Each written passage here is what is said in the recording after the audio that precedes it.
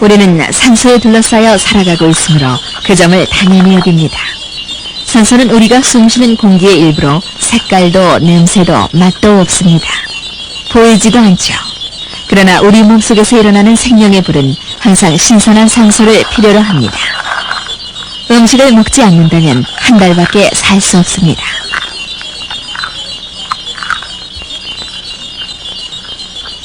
물을 마시지 않는다면 2주일밖에 못 삽니다. 그러나 산소가 없으면 6분 내로 죽습니다. 그러므로 우리가 살아가는데 꼭 필요한 요소 중 산소가 가장 필수적입니다. 한 개의 산소 원자는 2개씩 결합해 순수한 산소 분자인 O2를 형성합니다. 이 형태로 산소는 대기의 5분의 1을 구성합니다. O2는 화학적으로 매우 활동적이며 거의 모든 원소들과 결합하려고 합니다. 산소와 탄소를 결합시켜 태우게 되면 이산화탄소와 에너지가 생성됩니다. 성냥과 같이 빠르게 타는 에너지와 천천히 연소하는 우리 몸속에 생명의 에너지가 있습니다. 불꽃은 성냥에 있는 적당량의 탄소와 공기 중에 산소가 공급될 때까지만 유지됩니다. 이산화탄소 기체는 연소의 부산물로 불꽃이 타는 데는 소용이 없습니다. 똑같은 과정이 모든 동물의 삶에 적용됩니다. 동물은 그들이 먹는 음식에서 추출한 당분 분자를 통해 탄소를 받아들입니다. 산소가 몸의 세포로 들어오고 이산화탄소는 노폐물로 밀려납니다. 이 과정을 호흡작용이라고 합니다. 생물들이 산소와 이산화탄소라는 두 기체를 교환하는 동작을 호흡이라고 합니다. 다른 동물들의 호흡기관을 연구함으로써 우리는 사람이나 동물이나 할 것 없이 가능하면 많은 산소를 흡입하려는 이유를 알았습니다.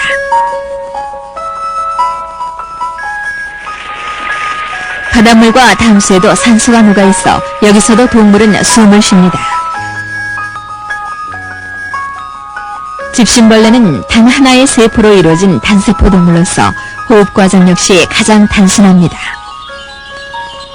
집신벌레는 호흡을 할 때 전혀 힘들일 필요가 없습니다. 세포벽은 물속의 산소 분자에 대해 아무런 장애가 되지 않으므로 O2는 쉽게 통과합니다. O2는 세포 속에서 연소돼 사라지므로 세포 속에는 바깥만큼 산소가 많지는 않습니다. O2는 세포벽 안팎의 산소량의 균형을 맞추기 위해 끊임없이 이동합니다. 농도가 짙은 곳에서 엷은 곳으로 이동하는 산소의 이런 움직임을 단순 확산이라고 합니다. 세포벽 안쪽에 농축된 이산화탄소는 바로 이 원리를 통해 바깥쪽으로 확산됩니다. 단세포 동물인 집신벌레는 먹을 것이 없거나 산소가 적은 곳에 있더라도 이동할 수 있습니다. 그러나 물고기의 몸을 이루는 개개의 세포들은 그렇지 못합니다. 수조 개의 세포가 함께 결합되어 서로를 속박하고 있습니다. 양분, 산소, 노폐물의 처리를 세포 스스로 할 수 없습니다. 이러한 일은 순환계라는 고속도로를 통해 이루어집니다. 이때 운송 차량은 반드시 아가미를 통과하게 되어 있는 혈액입니다. 아가미에 온 혈액은 피부 바 밑에 있는 수많은 모세혈관을 따라 흐릅니다. 바로 이곳에서 산소와 이산화탄소의 교환이 세포 2개 정도 두께의 호흡 피막을 통해 일어납니다.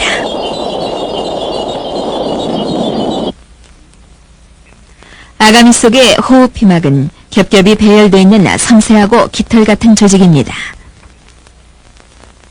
겹겹으로 되어 있기 때문에 아가미는 충분한 표면적을 확보할 수 있고 생명 유지에 충분한 만큼의 확산작용을 할 수 있습니다. 물고기 스스로도 자신의 호흡에 아주 중요한 역할을 합니다. 물을 삼키고 아가미 뚜껑을 열어 물을 아가미를 통해 흘려보내는 방식으로 호흡합니다. 물속에서 물고기를 꺼내놓으면 산소 부족으로 죽습니다. 공기 중에는 물속보다 40배나 많은 산소가 있습니다. 그런데 왜 물고기는 이렇게 산소가 많은데도 숨 쉴 수 없을까요? 첫째 이유는 호흡곤란입니다. 물이 없으면 섬세한 아가미 조직은 서로 달라붙게 되어 사용 가능한 표면적이 급격히 줄어듭니다. 둘째 이유는 아가미 조직이 말라버립니다. 산소와 이산화탄소 분자가 호흡 피막을 통해 확산되려면 물속에 녹아 있어야만 합니다. 호흡피막은 항상 축축해야지 말라버리는 산소와 이산화탄소를 통과시키지 못합니다.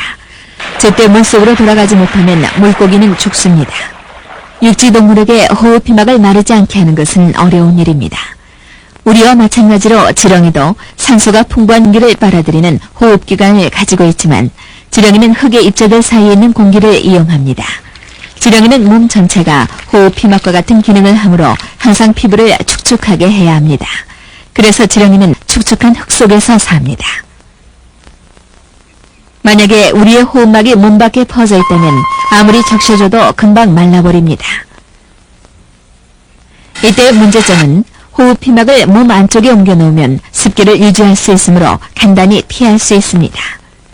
양서류, 파충류, 조류, 포유류는 모두 가슴 속에 들어있는 폐를 이용합니다.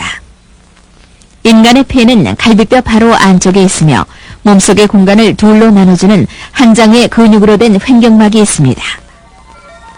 하나의 통로를 통하여 폐와 외부 세계가 연결되며 통로의 입구에는 입과 코가 있습니다. 폐는 탄력적이어서 확장하고 수축합니다. 우리가 숨을 들이쉬면 갈비뼈 근육들과 특히 횡격막의 근육이 동시에 수축하면 흉관이 넓어지고 이에 따라 폐가 확장됩니다. 이때 폐 속은 부분적으로 진공 상태가 되고 이런 압력의 차이로 외부의 공기가 안으로 빨려 들어옵니다. 숨을 내쉴 때는 갈비와 횡격막의 근육이 이완되고 흉관과 폐가 원상태로 되돌아간 다음 공기를 다시 몸 밖으로 내보냅니다. 인간의 호흡기를 좀 더 자세히 알아보기 위해 하얀 점으로 표시된 산소 분자 하나의 길을 따라가 보겠습니다.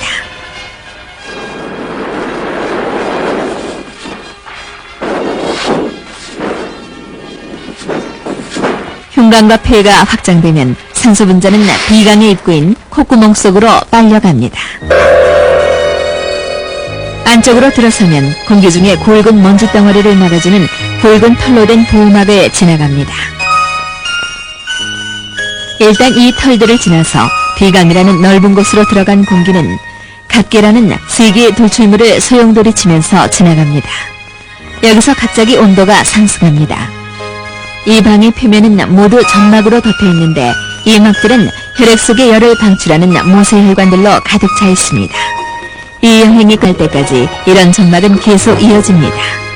점막은 가는 물질을 달라붙게 하고 공기를 축축하게 해주는 끈끈한 점액을 분비합니다. 점액이 물결처럼 움직이고 있는 털 모양의 섬머지대를 통과하면서 먼지를 실은 점액은 목구멍으로 삼켜 소화기관에서 처리합니다. 이렇게 미세한 단면을 보면 섬모들이 움직입니다. 비강은 뒤에서 다루기로 하고 인두를 보겠습니다. 산소 분자는 입으로 통하는 커다란 입구를 통과합니다. 산소 분자는 비강을 통하지 않고도 입을 통해 손쉽게 들어올 수도 있지만 그러면 비강만이 해줄 수 있는 따뜻하고 축축하게 걸러내는 중요한 과정들이 생략됩니다. 인두 아랫부분은 두 가지 목적으로 이용되는데 음식과 공기는 모두 여기를 통과합니다. 이렇게 두 갈래로 갈라집니다. 음식은 이쪽 식도로 가고 공기는 이쪽 후두로 내려갑니다. 공기가 길을 잘못 들어 식도로 내려가면 트림으로 간단히 내보냅니다. 그러나 만약 음식이 기도를 따라 폐로 들어가면 위험해질 수도 있습니다. 이처럼 위험한 상황은 기도의 일부가 인두 위로 솟아 형성된 후두개의 도움으로 줄어듭니다. 연골로 된 덮개인 후두개는 문뚜껑 역할을 합니다. 후두개는 음식을 삼킬 때는 후두의 윗부분을 막아주고 음식이 다 지나가면 다시 열립니다. 기도의 이러한 역할은 목젖이 위아래로 움직이는 것을 관찰해보면 쉽게 알 수 있습니다. 음식이 후두개를 지나 기도로 내려갈 때도 있습니다. 이런 이물질을 제거하기 위해 기침을 하게 됩니다. 이미 살펴본 대로 후두개는 후두가 연장돼 형성된 부위입니다. 후두 자체는 연골 조직으로 된 통로로서 인두와 기관지를 연결해줍니다. 안쪽을 가로질러 뻗어있는 한 쌍의 인대를 성대라고 합니다. 성대와 근처의 연골에는 근육이 붙어있어서 근육을 이완시키면 공기는 후두로 자유롭게 드나듭니다. 근육을 수축시키면 성대가 조여지는데 이때 숨을 쉬면 성대가 떨리면서 소리를 냅니다. 성대 근육의 긴장을 조절하고 변화시켜 생긴 다양한 종류의 음파는 혀와 입술의 도움을 받아 말로 완성됩니다. 기도 아래쪽에는 기관이 있습니다. 지금부터는 여행이 쉬워집니다. 이곳에 끈끈한 점막에 있는 성모가 반대 방향으로 움직이는 게 보입니다. 기도에 들어왔을 때부터 이렇게 움직였죠. 이곳에서 잡힌 먼지 알갱이들은 인도를 향해 운반됩니다. 기관은 C자 모양의 강화된 연골 조직 덕분에 넓게 열려있는 상태를 유지할 수 있습니다. 기관지의 맨 아래에서 좌우 기관지로 갈라져 산소 분자는 그 통로들을 따라 폐로 들어갑니다. 기관지는 계속 가지를 이루어 뱃속에서 나뭇가지 모양의 공기 통로를 형성합니다. 기관지 중에서는 가장 작고도 얇은 공기 통로인 C기관지로 뻗어나갑니다. C기관지 끝에는 포도송이 모양의 폐포인 아주 작은 기낭들이 달려 있습니다. 이 마지막 가지에서 점막의 끝을 통과합니다. 폐포에 들어가면 산소 분자는 마침내 호흡막과 마주칩니다. 폐포는 인지질의 이 얇은 막이 덮고 있습니다. 내벽을 가로질러 가다 보면 이상한 물체가 있는데 공기 속에 든 먼지를 걸러내는 마지막 방어자입니다. 먼지가 점막에 걸리지 않고 이렇게 멀리 오기는 쉽지 않습니다. 여기까지 들어왔다면 없애는 것은 이 친구의 일입니다. 배식세포라고 부르는데 백혈구가 분화된 것 중에 하나입니다. 폐포에서 살고 먼지와 매연과 박테리아를 잡아먹으며 기낭과 기낭 사이를 기어다닙니다. 여행을 하는 동안 온도와 습도는 계속 상승합니다. 이런 식으로 몸은 바깥 공기를 폐포로 보내는 준비를 합니다. 호흡히막의 습기를 유지하기 위해 이곳은 특별히 습도가 높아야 합니다. 폐포들의 벽은 촉촉한 얇은 막으로 덮여 있습니다. 짐작하셨겠지만 이곳은 공기 확산을 위한 최고 조건을 가집니다. 양쪽 폐에는 약 7,500만 개의 폐포가 있습니다. 미세한 단면도로 보면 이 작은 기낭들이 폐 조직을 스폰지처럼 보이게 만듭니다. 조금 넓은 공간은 기관지와 혈관입니다. 폐포의 벽을 평평하게 펼쳐놓아 그 표면적을 재보면 약 84제곱미터 정도 됩니다. 이것은 100조가 넘는 세포가 필요로 하는 양의 산소와 이산화탄소가 담길 만한 공간입니다.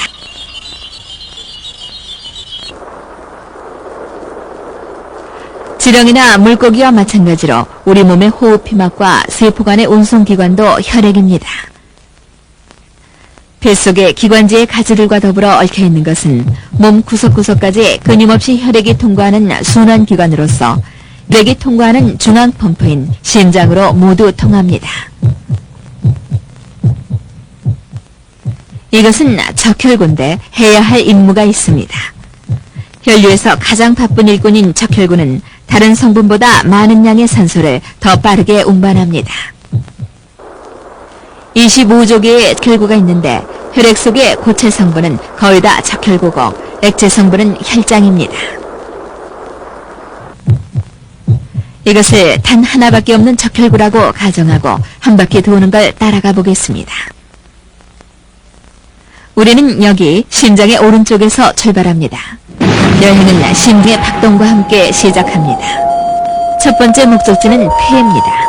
여기서 길은 계속 갈라지고 갈라져 혈액은 가장 작은 혈관인 모세혈관까지 가고 모세혈관이 폐포 하나하나를 거미줄같이 둘러쌉니다. 폐포 안에서 산소 분자는 스판막에 녹아들어가 얇은 호흡히막으로 확산되어 모세혈관으로 들어가 바로 폐포를 휩쓸고 지나갑니다. 산소 분자는 다른 것들과 함께 적혈구에 달라붙어 선홍색이 됩니다.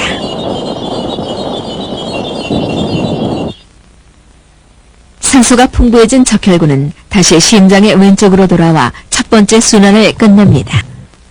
심장은 혈액을 바깥으로 다시 밀어냅니다. 이번에는 몸의 각 부분 세포들이 필요로 하는 산소를 공급합니다. 적혈구가 가는 길은 우연히 결정됩니다. 혈액은 다시 모세혈관으로 갑니다. 살아있는 세포는 모세혈관에 둘러싸여 산소를 연소시키고 이산화탄소를 배출합니다. 세포가 함유한 산소의 양이 혈액 전체보다 적어지면 적혈구가 싣고 가던 산소는 세포 안으로 확산되어 들어갑니다. 동시에 세포 밖에 모여있던 이산화탄소는 노폐물과 함께 혈류로 확산되어 들어옵니다. 이 높이물은 혈장 속의 적혈구 세포가 싣고 갑니다. 적혈구는 다시 심장의 오른쪽 부분으로 돌아와 두 번째 순환을 끝내고 맨 처음 출발점으로 돌아옵니다. 여기서 다시 시작합니다. 폐에 돌아와 모세혈관으로 둘러싸인 폐포에 이르러 이산화탄소를 내려놓고 새로운 산소를 싣습니다. 이산화탄소는 모세혈관으로부터 폐포 안으로 확산됩니다. 이산화탄소가 호흡기 밖으로 나가는 길을 따라가겠습니다. 산소가 들어온 바로 그 길로 나갑니다. 숨을 내쉬면 밀려나가는 공기는 세 기관지를 지나 기관지를 거쳐 폐를 벗어나 기관 속을 통과해 기도와 성대와 호두개와 인두를 지나 비강 속으로 간 다음 코 속의 털을 지나서 밖으로 나옵니다. 들어가고 나오고 산소는 들어가고 이산화탄소는 나옵니다. 우리는 1분에 14번, 하루에 2000번이 넘게 숨을 쉽니다. 호흡은 자율신경계가 조절하므로 우리는 신경 쓸 필요가 없습니다. 잠을 자든 깨어있든 신경의 자극은 뇌로부터 가슴에 있는 호흡 근육까지 자동적으로 전달됩니다. 여기에 있는 특수한 감각기들은 호흡의 속도에 중요한 역할을 합니다. 그들이 이산화탄소의 양을 감지합니다. 이산화탄소가 너무 많으면 이 정보를 뇌로 전달해 호흡수가 늘어나 이산화탄소의 양이 줄어듭니다. 일상생활을 하는 동안 몸이 요구하는 산소량에 맞춰 호흡을 빠르게 혹은 느리게 자동적으로 바꿔갑니다. 하지만 자율호흡기를 의식적으로 무시할 수 있습니다. 원할 때는 언제나 숨을 참을 수 있습니다. 물론 계속해 멈추고 있을 수는 없죠. 몸은 산소 부족을 오래 견디지는 못합니다. 어떤 사람은 4분이 넘게 숨을 참을 수도 있지만 대부분의 사람은 1분 정도 참을 수 있습니다. 때로는 자율신경계가 고장나기도 합니다. 딸꾹질이 가장 흔한 이유입니다. 딸꾹질이 발생하는 이유는 잘못된 신경신호가 횡격막 근육으로 전달돼 경련을 일으켜 수축하기 때문입니다. 그동안 민간요법으로 딸꾹질을 멈추게 하려 했습니다. 주로 갑자기 놀래키는 방법을 썼죠. 대개의 딸꾹질은 몇 분이 지나면 자연히 없어집니다. 기침은 또 다른 자율적인 기능이며 의식적으로 조절할 수 있습니다. 헛기침은 의식적으로 조절하는 격하지 않은 기침입니다. 사회적으로 이용하는 경우가 많습니다. 종종 남의 주의를 끌기 위해 헛기침을 합니다. 예를 들면 연설을 시작하기 전 같은 경우입니다. 기침은 우리의 호흡이 진행되는 하부와 관련이 있습니다. 기침의 목적은 점막의 장애나 자극물을 허파와 기도 하부에서 몰아내는 데 있죠. 기침은 오염된 공기에서 호흡할 때 주로 일어납니다. 흡연은 기침을 자주 유발시킵니다. 똑같은 문제점이 호흡기의 위쪽, 특히 비강에서 발생합니다. 이 부분이 막히거나 자극을 받으면 재채기를 합니다. 비강이 감염되거나 자극을 받으면 콧물이 흐르거나 훌쩍거리게 됩니다. 여기 지금 여러분이 하고 있을지도 모르는 호흡의 또 다른 기능이 있습니다. 여러분이 가만히 앉아있을 때, 특히 피곤하거나 지겨울 때 여러분의 호흡은 매우 약하게 됩니다. 폐를 들락거리는 공기의 양이 별로 많지 않게 됩니다. 이 상태에서는 폐 속의 이산화탄소량이 증가하기 시작합니다. 이산화탄소 감지기가 양이 증가하는 것을 알아챕니다. 어느 정도 늘면 감지기들은 뇌에 이완된 상태를 바꾸라는 메시지를 전달합니다. 이때는 한 번의 큰 호흡으로 이산화탄소를 쓸어내버리면 그만이기 때문에 호흡 속도를 빠르게 할 필요는 없습니다. 이것이 바로 하품의 기능입니다. 하품에는 또 다른 종류가 있는데 과학자들은 아직 이런 종류의 하품이 무슨 기능을 하는지는 밝혀내지 못했습니다. 이것은 전염성 하품입니다. 한 사람이 하품을 하면 그걸 본 다른 사람도 하품을 합니다. 아무도 왜 그렇게 되는지는 알지 못합니다. 이미 관찰한 바와 같이 우린 일상적인 활동을 하는데 필요한 것 이상으로 넓은 면적의 호흡막을 가지고 있습니다. 이것이 우리가 가만히 서 있는데 필요한 양입니다. 힘든 운동을 하게 되면 더 많은 양을 사용합니다. 하지만 호흡기 질환에 걸렸을 때 가장 많은 면적을 사용합니다. 폐렴이나 결핵, 폐기종 같은 병에 걸리면 실제로 파괴된 것은 폐포의 벽인 호흡막입니다. 그러나 폐의 절반을 잃게 되더라도 앉아있는 시간은 늘겠지만 비교적 정상적인 생활을 할 수 있습니다. 우리의 정막은 대식세포를 효율적인 보조수단으로 하여 공중을 떠다니는 오염물질과 질병을 일으키는 박테리아를 처리하는 데 뛰어난 작용을 합니다. 감기나 폐렴에 걸리거나 독성이 강한 오염물질을 들이마실 확률을 줄이는 가장 좋은 방법은 일반적인 상식에 따르면 됩니다. 추운 날씨에는 따뜻하게 지내고 가능한 한 오염된 공기를 마시지 마십시오. 점막과 대식세포가 처리할 수 없는 것은 담배 연기와 혼합된 심하게 오염된 공기입니다. 연기는 비강을 거치지 않기 때문에 먼지는 모두 점막이 처리하게 되어 목구멍 밑으로 염증이 생기고 충혈됩니다. 이 오염물질이 폐포에 이르게 되면 대식세포가 번식하여 이것을 처리하려고 합니다. 그러나 흡연이 계속되면 결국은 죽어맙니다. 전체적으로 점막은 파괴되기 시작하고 섬모세포들도 죽어버리고 부드러운 세포들로 대체됩니다. 섬모의 유동운동이 없어지면 입자가 가득한 점액은 작은 덩어리로 축적됩니다. 중력에 의해 이 덩어리들은 뱃속 깊은 곳으로 들어가서 공기의 흐름을 막거나 줄여서 흡연자는 기침을 하게 됩니다. 연기가 기관지에 염증을 일으켜 점액 덩어리들을 기도에서 밀어올려 빼내려는 시도를 하게 됩니다. 계속되는 흡연에 의해 점액은 가장 작은 기도인 세기관지에 쌓입니다. 빨려들어온 공기는 밖으로 나갈 수 없어 배포들이 차단되므로 배가 완전하게 숨을 내뿜을 수가 없습니다. 이것이 바로 기종입니다. 그 결과로 배포의 벽들이 파괴되기 시작하고 호흡막들이 완전히 파괴됩니다. 환자가 숨을 내쉬는 능력이 떨어져감에 따라 들이쉴 수 있는 공기양이 줄어듭니다. 그래서 호흡은 더욱 짧아지고 빨라집니다. 마지막 단계에 가면 환자는 산소 마스크를 써야 된다. 사용할 수 있는 호흡막이 너무 적기 때문에 인공적으로 흡입기구의 보조를 받아야 되는 것입니다. 그때는 설사 환자가 담배를 끊는다 하더라도 파괴된 호흡막이 복구되지 않습니다. 이 정도로 진행된 상태의 폐기종 환자라면 아주 약해지고 다른 질병에도 민감해져서 약한 간도 치명적일 수 있습니다. 담배는 빨리 끊을수록 좋습니다. 담배를 끊으면 파괴도 중단되고 복구가 시작될 것입니다. 대식세포들도 더 이상 과중한 일에 시달릴 필요가 없고 흡연자의 기침도 사라집니다. 반년간의 과도한 흡연은 복구되기까지 오랜 기간이 걸립니다. 복구된다 해도 맨 처음 담배에게 노출되지 않았던 때처럼 호흡기가 좋아지진 않습니다. 따라서 흡연은 시작하지 않는 것이 가장 좋습니다. 호흡기는 우리의 살아있는 세포와 우리를 둘러싼 공기의 중간에 있는 관문입니다. 어떤 이유로든 호흡기에 손상을 입히면 우리의 능력은 부분적으로 그리고 주변의 상호작용으로부터 제약을 받습니다.